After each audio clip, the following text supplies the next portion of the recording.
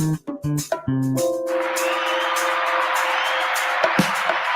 hello, hello. I'm David McGard. This is Property Value, where I talk about commercial real estate focused on South Florida, what's going on in the headlines. It is Tuesday, April 5th, 2022. How are you? Let's get into some headlines, see what's popping in the area. There you go. Investors flock to short-term rental condo projects in Miami. Now, what does that mean? That means that the typical condo project has a HOA or condo association, and majority of condo associations here in Miami say no short-term rentals. So what's short-term rental? Usually someone that can come in and rent for less than 30 days. Most of these condo associations say that a renter has to rent for, if they allow renting, they have to rent for 12 months, at the minimum 6 months. So of course, Airbnb or VRBO would be allowed.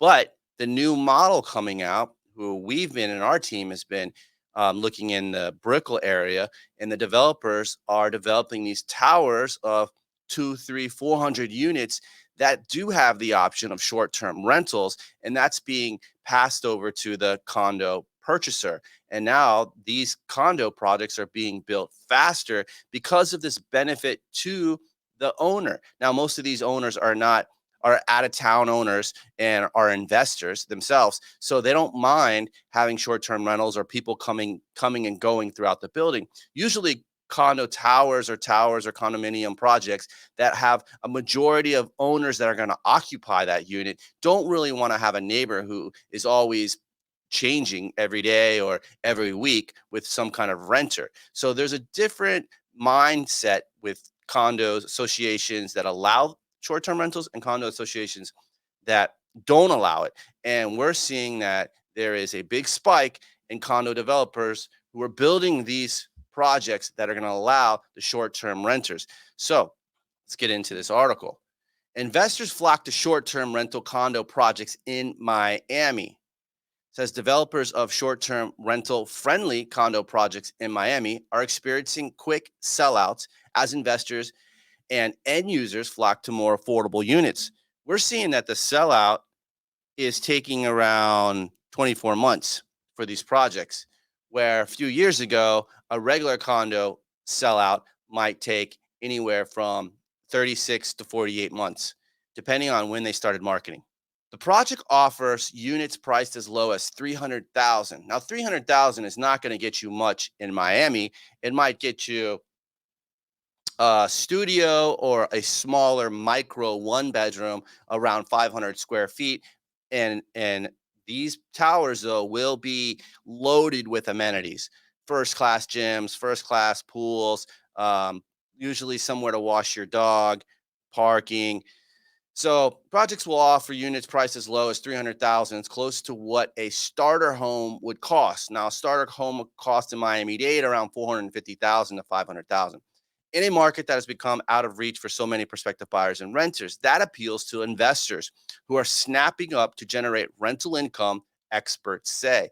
With inflation, people like multifamily as an investment because the rents change every year. It's a hedge against inflation, because if inflation's going up, all I have in 12 months, I can raise the rent to coincide or correlate with that inflation hike. Not everyone is in the position to buy $1 million condo.